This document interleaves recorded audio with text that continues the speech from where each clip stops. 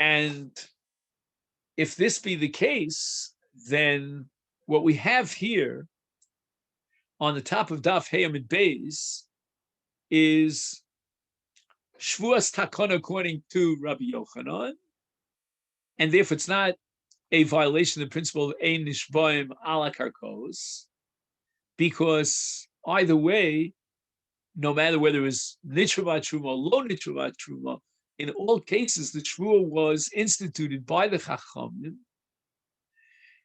and that is to protect the interest of Hegdesh. And we understand how the Shvuah is justified. But according to Rabbi Lazar, who interprets that Mishnah in the light of Rabbi Shimon, who says that Kodesh Chai Bachar Yusan is Harem Kinichsehem, so how do we understand Nishbaim Ligizbarim?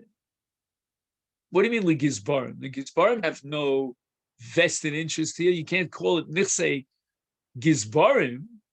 It's Nichse Hegdesh and Ein Nishbaim Ala Karkos, Ala Hegdeshos.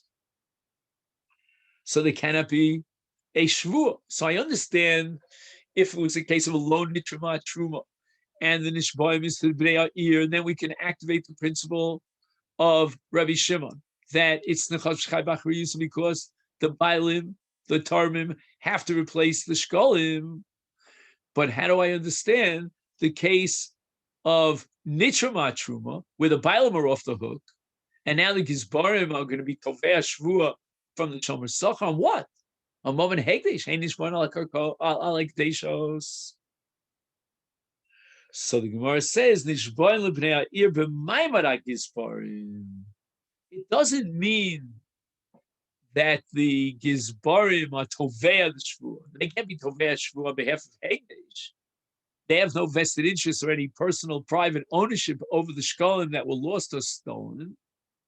But rather, the Takanas Chacham is going to apply that the Shomer, who is claiming listed Mizuyon or Tavas Vinos B'Yam, and he's Potter, even though he's a Shomer Tzachar, now he comes and he says, not only my Potter, I want to demand my payment because the Shomer Tzachar was a contractual agreement and a commitment to pay me. He has to take a shvuah that he's not pocketing it and that it was stolen under extreme onus, duress circumstances in order to be Potter. And that shvuah really is a shvuah to Hegdesh. The Mishnah says that it's nishbaim legizbarim. The answer is no. It means b'maimad ha'gizbarim. In other words, again, if it's a case where nishbaim le b'nei ha'ir, then I understand very well. I can take the Mishnah literally. We're talking about a shvuah d'oraisa that the shomer is chayiv to the b'nei ha'ir because kodesh chayiv lachar yusan is harei kinichseim. It's not hegdesh. It's private ownership. But even in the case of nitruma truma, where it says in the Mishnah nishbaim like gizbarim, and the gizbarim are tovei the shvuah, it's not really that they're tovei the shvuah, just they have to be there at the time of the shvuah. Hegdesh has to be Hegdesh who demands the shvuah, but has to be represented by someone, so that the shomer looks the gizbar in the eye before he takes the shvuah, and he realizes that if he's lying under oath, he's perjuring himself, the gizbar is going to recognize his lie. So this halacha, this requirement that the gizbar be present at the time of the implementation of the shvuah, that's halacha that gives more teeth to the takanas chachamim of a shvuah to protect the interest of Hegdesh. Inami below nashvu lahu poshim. Another possibility as to why the shvuah should be taken in the presence of the gizbarim is to impress the gizbarim and have them understand full well that this shaliach that they hired is a reliable shaliach. When they hear the shvuah, they are convinced, because a Jew would not perjure himself under oath, that indeed these shluchim are reliable. Things happen beyond their control, and therefore we can hire them on the next round. They would not lose their job. Now the Gemara adds something according to Rabbi Yochanan, that the shvuah is because of the takanas chachamim. In the case of lo nitruma truma, the shliach has to take a shvuah to the bnei ha'ir. It's afal pisha kiblu bnei l'shalim ein hegdish yotzu below shvuah. Rabbi Yochanan wants to know what happens in a case where the Bnei Ha'ir trust the Shliach. The Shliach is a very honest, reputation. His reputation is excellent. He's an honorable person.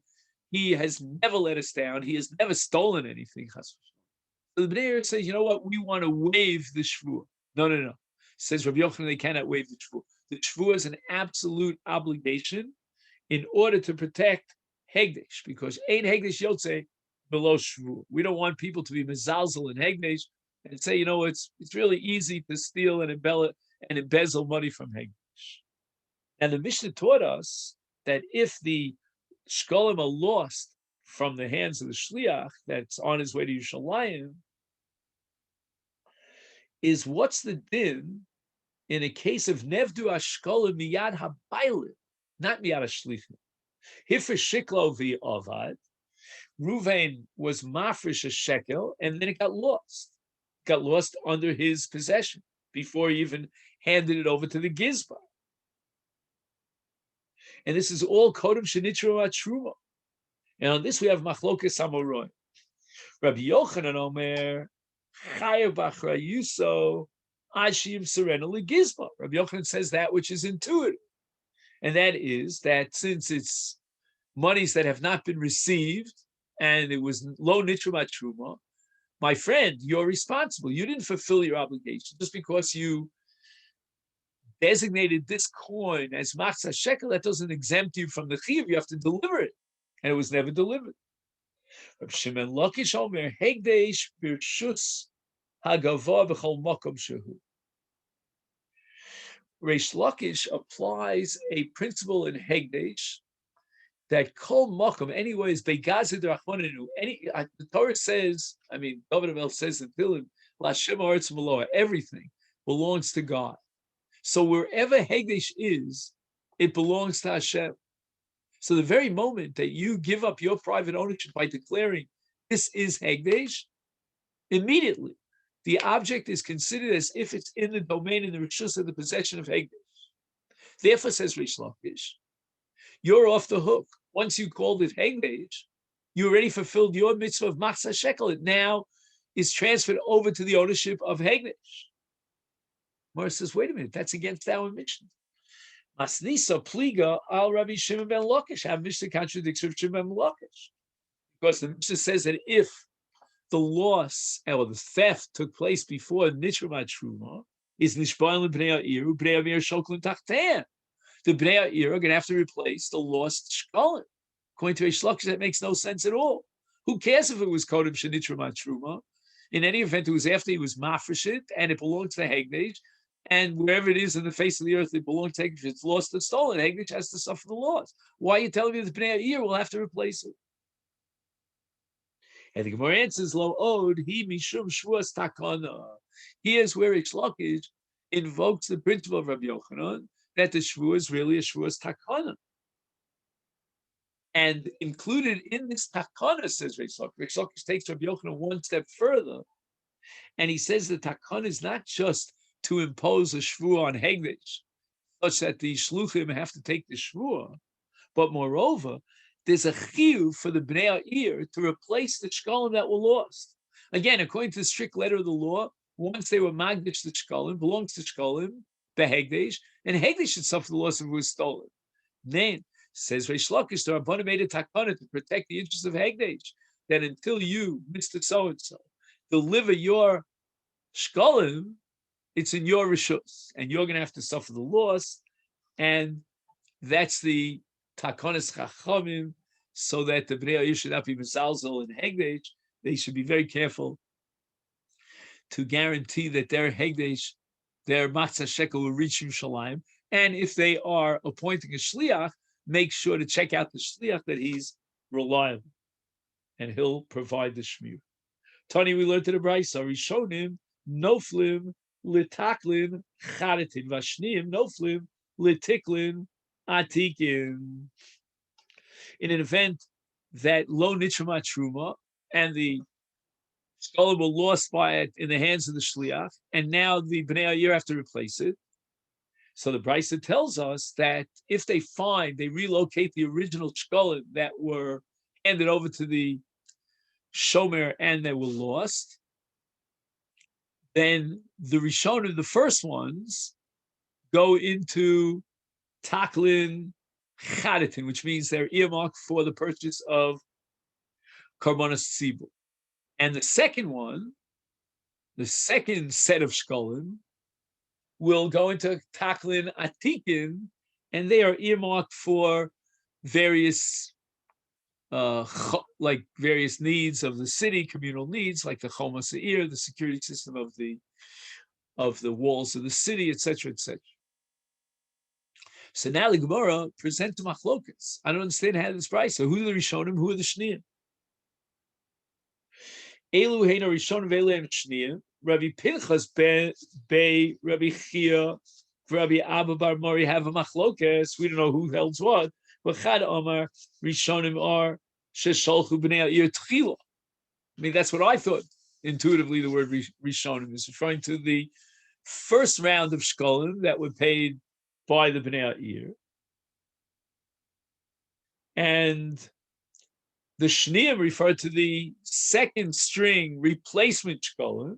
But Charna is not the name of a person. Charna means ha'acher, the other shita. In the Bavli would be idach. Omar, he holds elu shegiu l'dei gizbarim tchila. The Rishonim are the ones that were received by. Just 1 second, sorry. Rishonim were ashkol shegiu liyad hagizbarim tchila.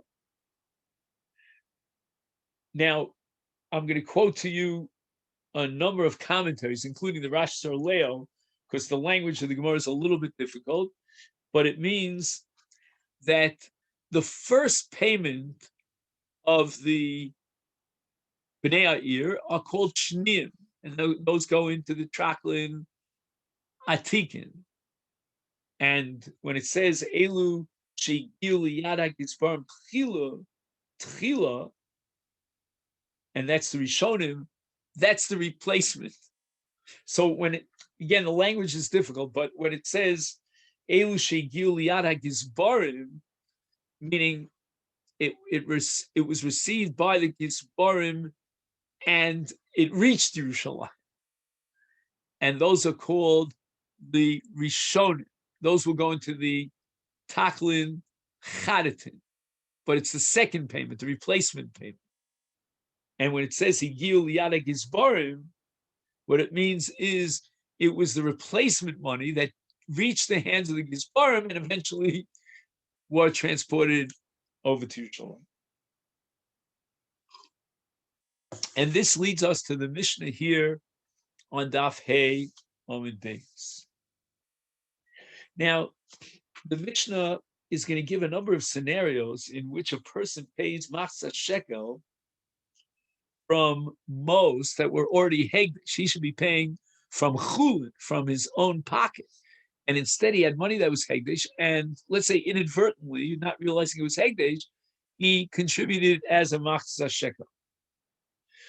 Hanosein shikla, the first scenario here in the Mishnah, is that a person gave his machzah shekel lechavero, lishkol al yado.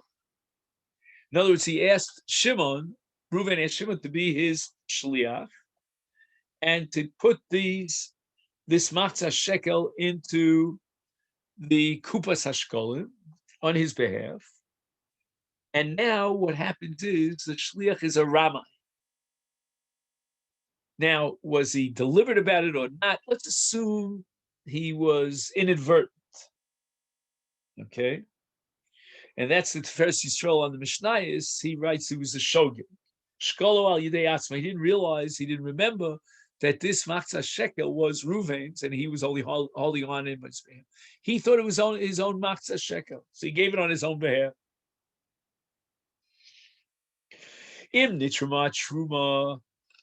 If at the moment that this Shimon, who was really a shliach on behalf of Reuven, gave Reuven's matzah shekel over to the Gizbar, at that moment in Yerushalayim, the Beis Hamikdash, they were already touring the truma,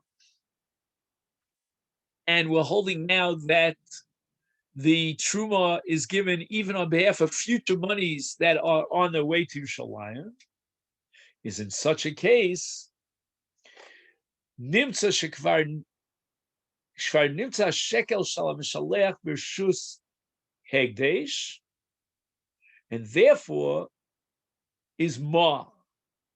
There's an Iser Me'ila here, because again, once Ruvain at that second time T1 designated this Matzah Shekel as such, it has a din of Hegdesh, which is Osir Behana, and if you benefit from Hegdesh, you have a Korban Me'ila, you have to add a Chomich and so forth.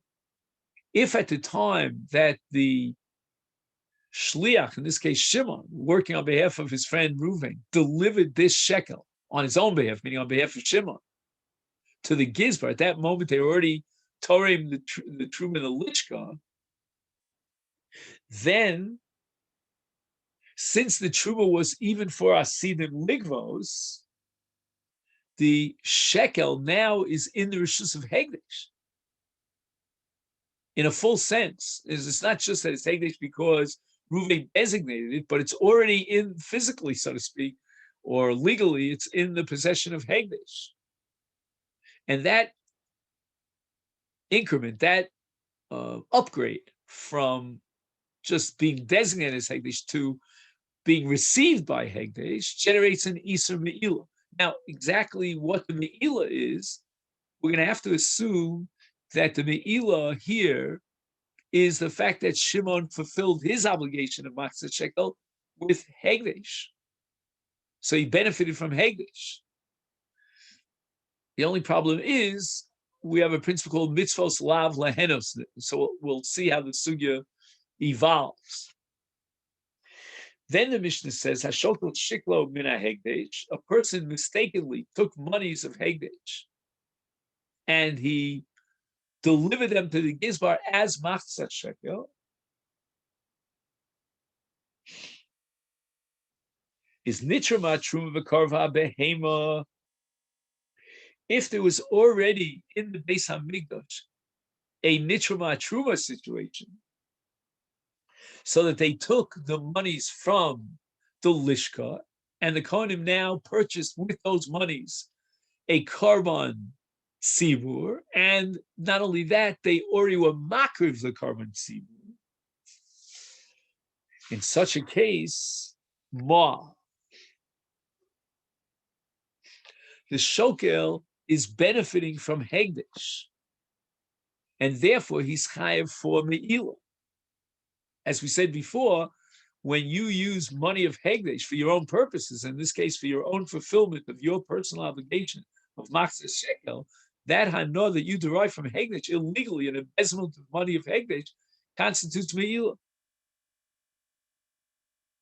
Another example, Meiser Sheni, right? He has payros of Meiser Sheni on the first, second, fourth, and fifth years of the Shemitah cycle, and he was poded them onto mos. Those mos have the status of Meiser Sheni. They have to be brought to Yerushalayim and purchase food and eat it there. And now they took these mos and they gave it as Machzis HaShekel. Another example is Midmei Shvius. Let's say you have, in the seventh year of the cycle, you have payros that grew and they've been endowed with Kedushat Shvius.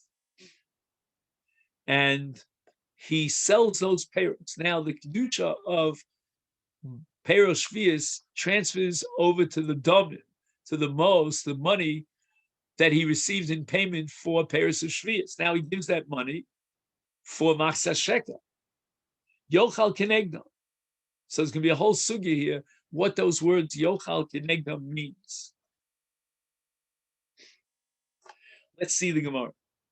Hashokel shikol mina hegdesh v'nitruma truma v'karva b'ema moal. So the Gemara asks a kasha from a brayso. Non Tanina. We have a Mishnah that Me'ila is im karva b'ema, meaning our Mishnah adds the stipulation that the Iser Me'ila and the Chiv Me'ila is violated conditional on the fact that not only were the monies taken from the Trumas Halishka and they used to purchase the behema, but they also were makriv the carbon.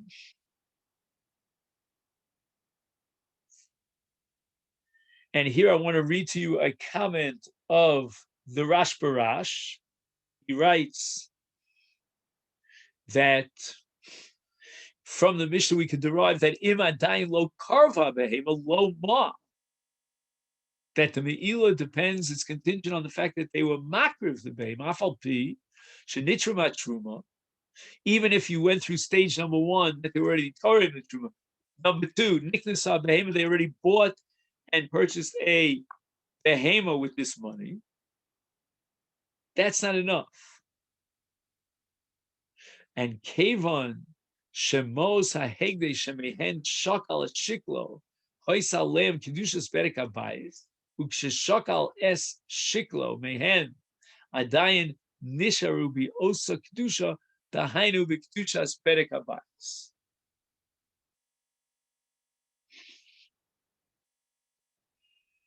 Okay, so this is a little bit of heavy Me'ila, Masechet Me'ila. Me'ila applies in one of two extreme situations, but not in the middle situation. Let's say, for example, he used most of Hegdish as chulin. That's Me'ila. Or the other extreme, the most we used for Kachim Mizbeach. That's also Me'ila. But if, let's say, the most was shifted from one kind of Kedushas Damin, which is otherwise known as Berek Habayis, to another kind of Kedushas Damin, that's not Me'ila. So what that means is that if he had most of Hegdesh, and he designated them as Shkolim for Machzah Shekel, that's not Me'ila because it remains within the same domain. It started as Hegdesh, meaning Berek Habayis, which is Dmei, which is Momo and Hegdesh B'Kinyon, and it remains, it ends up as Momo and Hegdesh B'Kinyon. So that instead of the most being designated for Berek Habayis, which they originally were as Hegdesh, they now got transferred, so to speak, and they are used for the purchase of Karbonis Tzibur. But it doesn't matter. It's still Kedushas Damin. But if, on the other hand, they took these models and they purchased an animal for Karbonis Tzibur, and they were makriv, at that point, your modes, which were Hegdesh, were now used for Kodshe Mizbeach, for Kedushas Haguf. It's no longer Kedushas Damin. We're upgrading Kedushas Haguf, and that's called Me'ila. And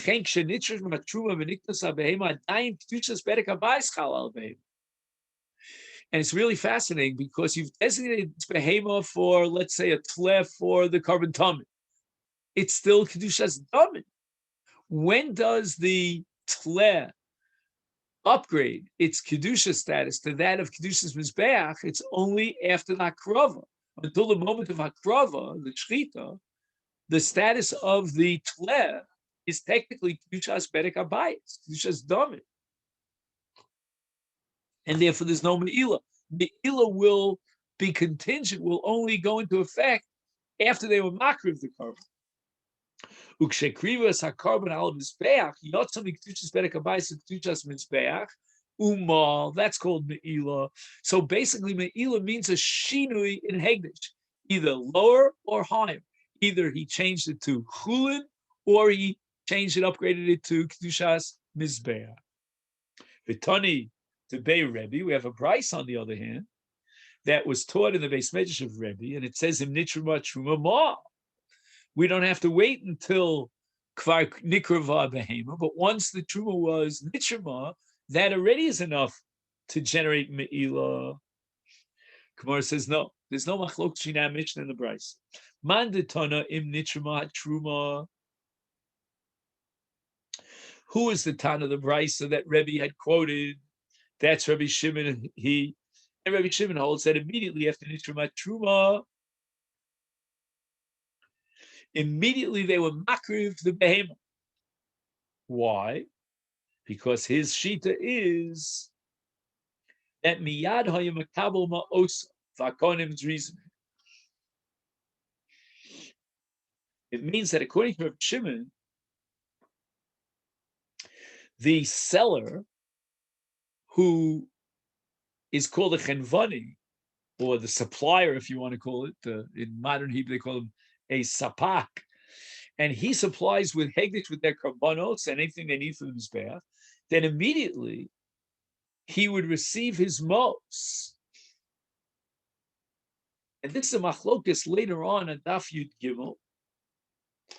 The Tanakama there, as opposed to Reb Shimon, is of the opinion that the chenvani will not be paid and the purchase will not be clinched until the makriv, the behema on the mizbeach. Why? Because we're always afraid that maybe we'll discover a psul, a mum, in the animal, and then Hegdish will take the loss if they've already delivered the monies to the seller. Rav Shimon is not worried about that. Rav Shimon holds that immediately when the sapak, when the chenvani provides the animal and sells it to us, we immediately will pay him. And we're not afraid that maybe there'll be a mum and the whole mekach, and then the Hegdish will take a loss. Now, immediately when he gets his money and the mechira is clinched, now Hegdish owns that behema. Now we apply another principle called Kohanim's reasoning, and we rely on the Kohanim to immediately be makriv the carbon. So therefore, when it's nitramat truma and the monies are used now and purchased a carbon tzibur, then we assume there already was a hakrav, whereas, and that is the nitramat truma of the Brisa Rebbe, that is equal to kvar karva habehema if it reflects the sheet of Rebbe Shimon. So it's just a matter of technicality, really. Whether you have the Brisa that says nitramat truma or you have our Mishnah of nikrav habehema, it's all the same. It all depends on which Tana you're reflecting. Because if you have Reb Shimon, then once it was nitramat truma, the monies immediately go into the hands of the mocher. The behema immediately, insofar as it's now the property of Hegdish, is brought on the Mizbech Konim's Rizamim, and it's called Nikruv HaBehema. Now the Mishnah says that Hanosein Shiklo Lechavero Lishkol Al Yodo V'Shiklo Al Yidei Atzmo, then in Nitramat Truma Mol, the Kasha, the Gemara asks, how do we know that the Shliach is a Moel? Ilu Agone V'Oloso Shal Chavero Ushchato Stama Stama Lo L'Shem Bailam Rishonim B'Chaperes. Let's say Ruvain steals an ola that was designated by, Shimon steals an ola that was designated by Ruvain. Now the carbon reaches the hands of the Kohanim, they're makriv the carbon, they're makriv it stama. Notice they don't have in mind neither Ruvain nor Shimon. Their makshava is we're being makriv the carbon on behalf of the Bailam, whoever the Bailam are. We don't know who the Bailam are. And therefore it's l'shem Bailam Rishonim Achaperes. The kapara of the carbon is on behalf of Ruvain, the true owner of the carbon. And that's called Shchita l'shem Bailam. Now, the same thing would happen in the case of a carbon tzibur. The Kohen would shech the carbon on behalf of the Baalei HaShekel. They don't know who the Baal HaShekel is. Now, the Shliach himself said that I want to give this shekel on my behalf, but he's not the Baal HaShekel. Again, inadvertently, he was using the shekel that belongs to Ruvain, the Mishaleach. And the carbon tzibur is going to be brought on behalf of Ruvain with a machshava stama. Rav Yudin, Tipotim Mesuyam, and Michel based Rabbi Gamliel. We have a sugya later on in Daf Tes where the household of Rabbi Gamliel, they went out of their way when they were shokel on behalf of the monies that he earmarked for the carbon tzibur. Their minig was they would wait till the very last moment when the Kohanim were about to be Torah Misalichka, and they ran in and they said, here's our shekel, our machzah shekel. And the Torah, the Bnei Beis of Gamliel would say, here, take it and purchase a korban tzibur. So that's called misuya. So our Mishnah is talking about a case where this shliach, who is in effect a ganav because he wants to contribute it on his own behalf, he was so eager to have his monies received and earmarked for the purchase of the korban tzibur that he brought it at the last minute. He, so to speak, pushed it into the Trumas HaLishka. And therefore, the Kohanim are going to have him in mind, just like the Kohanim in the case of Bnei Beis Rabban Gamliel had the Bnei Beis Rabban Gamliel in. Now, Rav Yudin is still halfway in the middle of his answer when the Gemara sort of cuts in and says the following. The Gemara asks, "V'chash lomar shema l'shirayim hein noflu." The Beis Rabban Gamliel. This Gemara really belongs on Daf Tes with regard to the minhag of the Beis Rabban Gamliel. The question is, they were choshesh that their shkolim would not be used for karbanos tzibur v'chiyesh me'ila b'shirayim. We have a principle called ein me'ila b'shirayim, that the kedusha of all the shkolim in the lishka overis u'miskaneses b'shiklei akupa shenitrim. Areim nechshav ki'ilu shkolim elu nishkalu al yidei kol hashokla. In other words, what difference does it make to the Bnei Rabban Gamliel if there are, they're afraid that maybe there are extra shkolim and their shekel therefore would not be used for the korban tzibur? There's no such halacha, because even if there are leftover surplus shkolim in the lishka, then that the kedusha of the leftovers is identical to that of the rest of the truma. Elok Rabbi Meir. So we have to assume that the Bnei Rabban Gamliel, Beis Rabban Gamliel, held like Rabbi Meir to Rabbi Meir, Omer Molim b'Shirayim, that if there are shkolim that were not withdrawn from the lishka, then they remain in their status as kedusha, and nimtza shemafsida b'kachlo nitzrut shkleim. In other words, the reason why the Keidah of the Beis Rabban Gamliel, based on Rabbi Meir, to make sure that their truma and their shkolim would be earmarked to the korban tzibur, because Rabbi Meir holds molim shirayim. And what it means is that if their shkolim would not be included in the truma, then it has the status of shkolim, but yet it's not used for the truma. But in any event, now the Gemara gets back to Rabbi Yudin. We took a little bit of a digression. Odi is a language of an answer, right? Our Mishnah is talking about the Nisuyam, Shal Beis Rabban Gamliel, Shal Miskavim V'Tormo L'Shmo. What the Shliach did was he was Torim his shekel, mamish into the kupa, and he designated it with an explicit statement that I am being Torim the shekel for myself, and therefore the shekel is not Ola L'Shem Bailov, and therefore he's a Moel, as opposed to a regular case of Stoma, where even though in the mindset of the Shliach, he thinks that this Machzah shekel is on his behalf, but Dvarim Shebelev Lo Avi Dvarim, halacha is not determined by what he has in his mindset. And now the Gemara goes back to the question of why the Shliach is a Moel. Man, what exactly is the Hana that he benefits from being Shokel Al Yedei Atzmo? Because who's he cheating? He's cheating the Ribono Shel Olam. He knows that it's not his shekel. Omer Rabbi Ovi b'shem Rabbanan de Taman. Taman means Chachmei Bavel.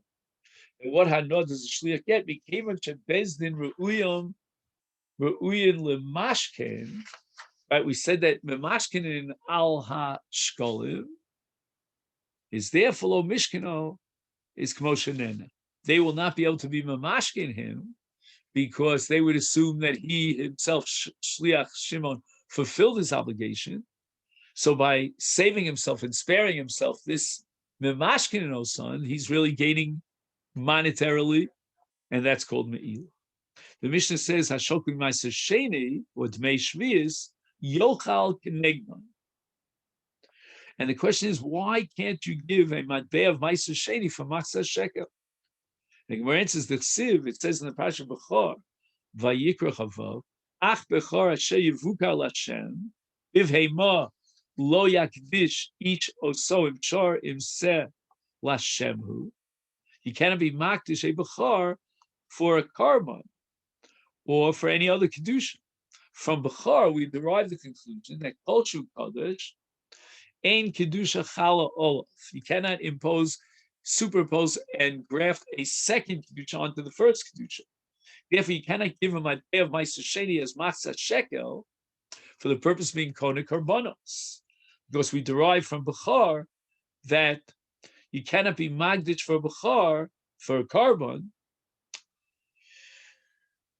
or for any other Hegdesh if it's already been sanctified and earmarked for a certain purpose. Finally, Ketzad hu oseh, the Gemara says, what happens with a matbea of Ma'aser Sheni was given over to Matzah Shekel? Gemara says, maybe sell shel chulin. We cannot use this money to purchase a carbon because it's Ma'aser Sheni money, but rather we bring a selah of chulin. In other words, money that is chulin but is worth a Matzah Shekel. V'omer, and he declares, Mos Ma'aser Sheni, which I was shokel as Machzis HaShekel b'chol makom shehein, wherever they are, you mechublolim al sela zu, v'osa sela nitpas l'shem Ma'aser Sheni. So basically, he's now transferring the sanctity of Machzis Shekel onto this sela, so that the Machzis HaShekel now, in and of itself, the original Machzis HaShekel, belongs to Ma'aser Sheni, and it remains with its sanctity of Ma'aser Sheni. And then he'll take it up to Yerushalayim and he'll purchase food and eat it because Ma'aser Sheni v'ashar, and the matbea which he's giving now, which is the sela, is nasu shkol.